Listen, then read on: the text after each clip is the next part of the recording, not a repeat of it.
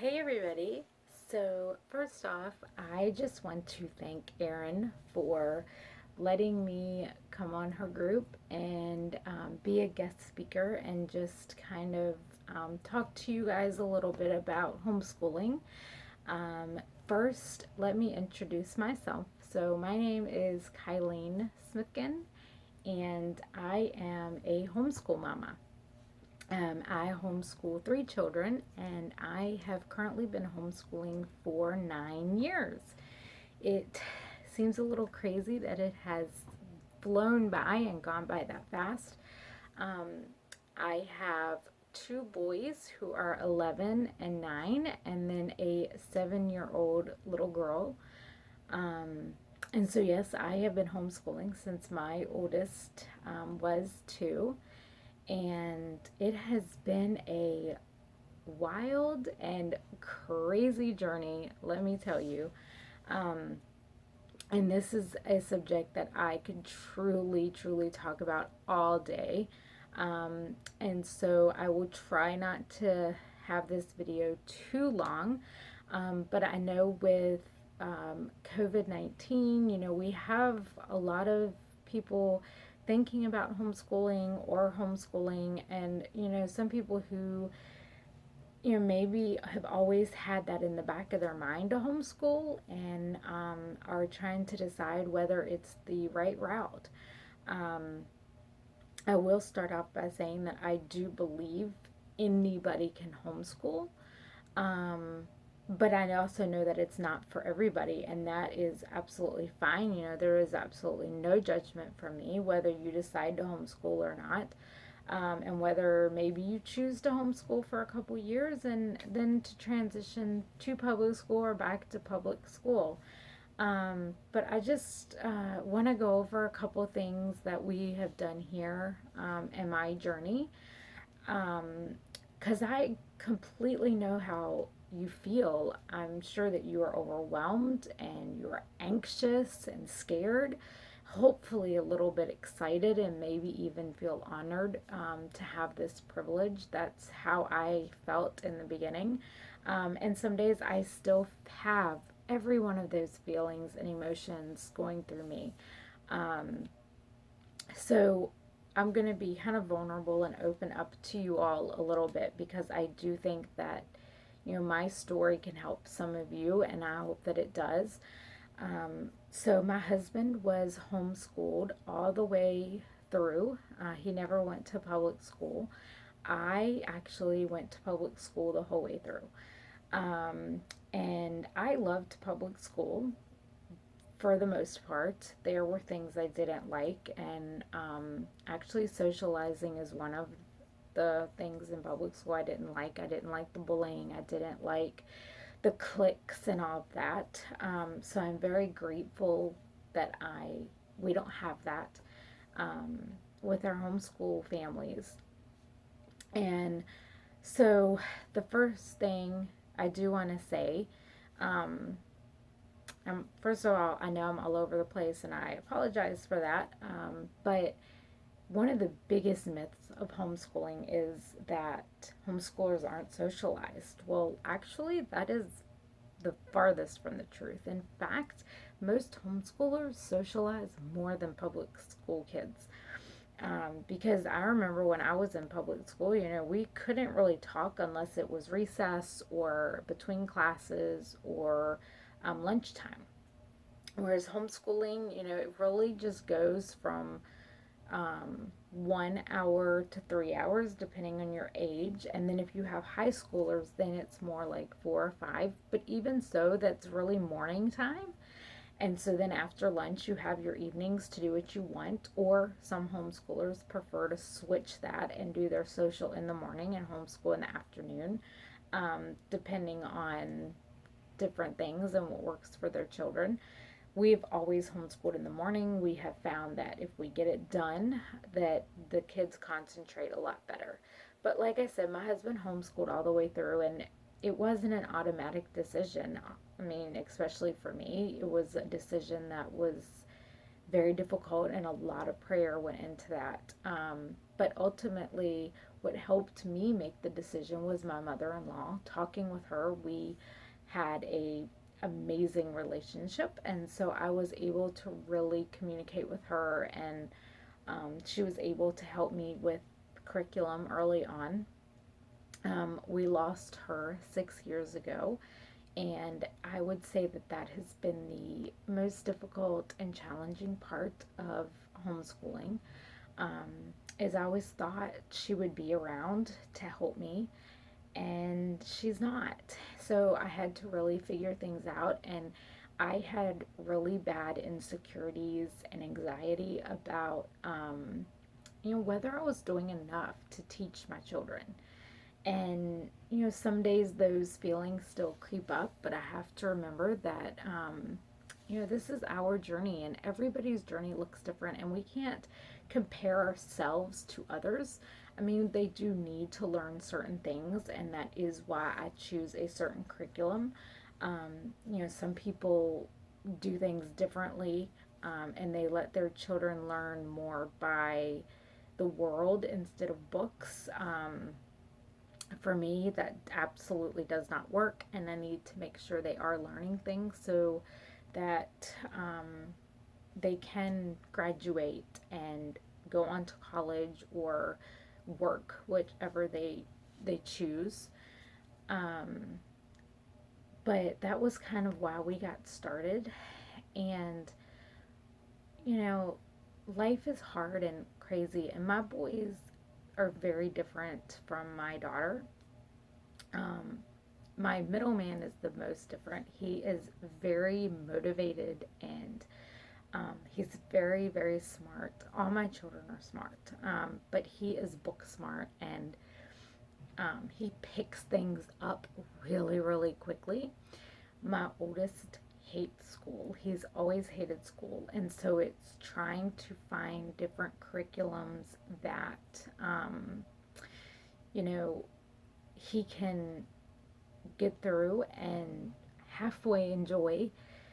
We did find a new math program for this year that so far he's only on a couple lessons, but that he absolutely loves it, and he is actually asking to do it every day. And so that is fantastic because he's in a seventh grade this year.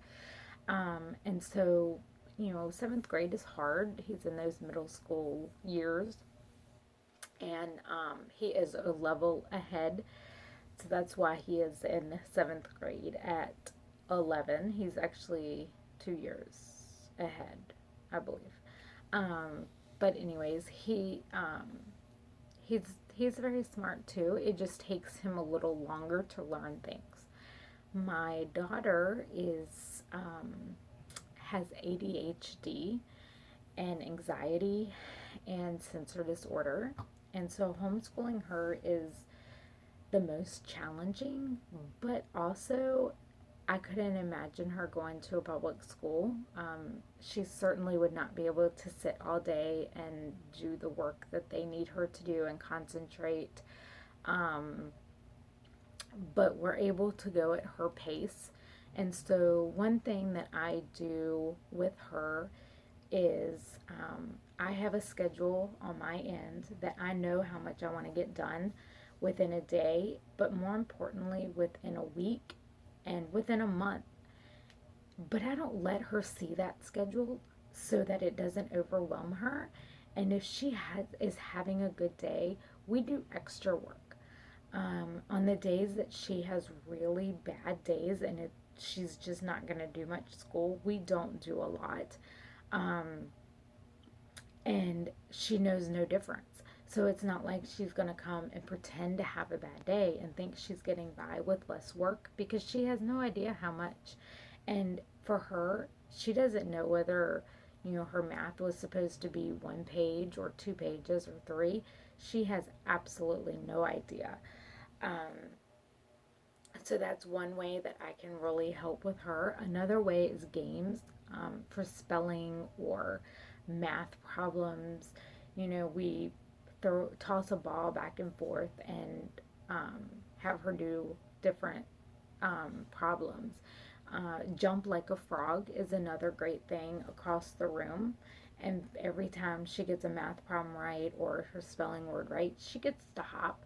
Um, we've also done Candyland, and I print off cards with math problems or against different words. Sight words are a great one.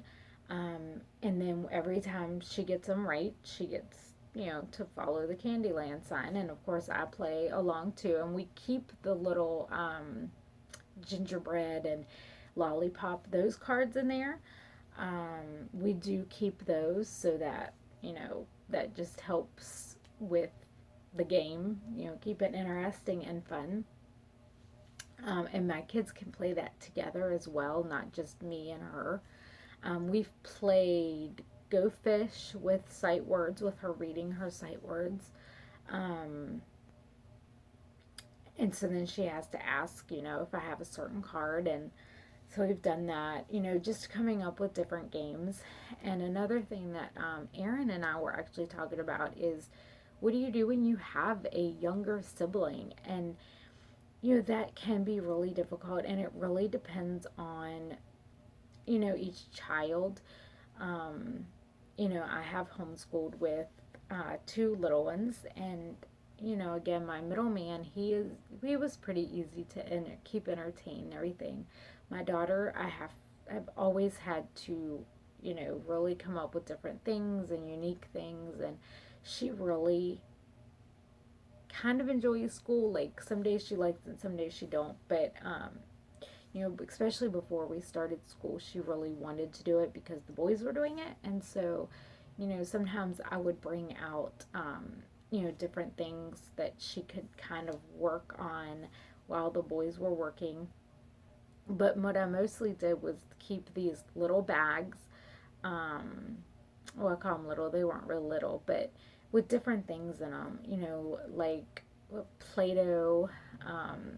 We did. I can't even think right now, but I would keep little toys in the bags, and I would have like 4 or 5 of these bags, and I would tuck them away, and where she did not know where they were.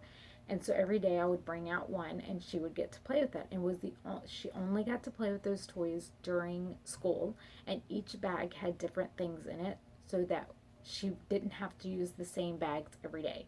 And even after about a month, I would even have to change those out, um, because you never know. Um, I would even allow them to have some, TV time, electronic time, especially on things that, when I was working with one that was really struggling, and I really needed to be able to concentrate on that child. Um, Electronics is always a good thing, and we would have Kindles, and, they could have, learning games on them, and then sometimes just watching some TV, usually a DVD, um, of some sort, so I could control kind of what they were watching. But, you know, sometimes that is the only solution, and that is okay. It's only going to be for maybe an hour. So if that's what you need to get through the day, do it. Because you do need to sometimes be able to concentrate on that child, especially if they are younger, and you have two young ones, when they're in kindergarten and first, those can be some of the harder years to, really be working with a child, because it's a lot involved with the parent. Um, and then sometimes in second grade, your second grader can do some of it on their own. Um, Both of my older two were able to do that by second grade. Not completely, not everything, but a lot more. Um, and then third grade, they usually can do most of it on their own. Um, because they're, especially if they are good readers, and both of my boys were good readers. Um, and then, of course, I would still check in and check their work and make sure they were doing everything. Um, and making sure they know that they can come to me with questions and, all kinds of things. Um, but finding a curriculum, can be difficult. And of course, you do need to know your requirements from whatever state that you are in. I am in Virginia, and I honestly don't know all the requirements because we do religious exempt.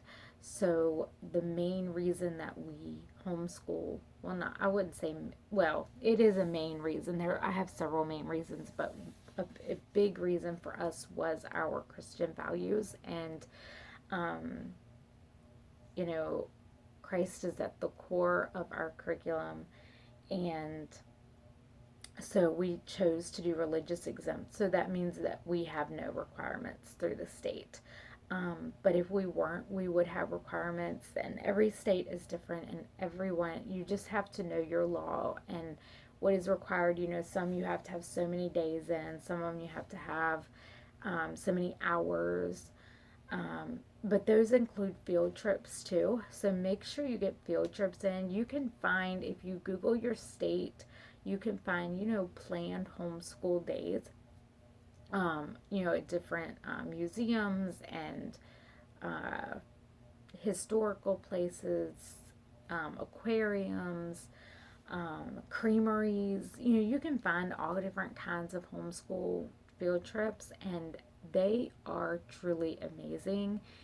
And everyone there for the most part are homeschoolers, and they plan different events for you as homeschoolers. So they'll have, if you just go, you're not going to get all the extra events and activities that they'll plan for fun. um, so that's one thing that we've really enjoyed doing, is different field trips. The other thing is, getting together with homeschool families and creating that bond, because everybody needs support. And you are welcome to reach out to me at any time and ask questions, or just friend me and chat with me. I am always looking for new homeschool moms, even if you are not around me in Virginia. Wherever you are, Erin and I have been talking a lot, and I already feel like she is a friend of mine. And, it's just been great talking with her and helping her. And, she's given me lots of advice too.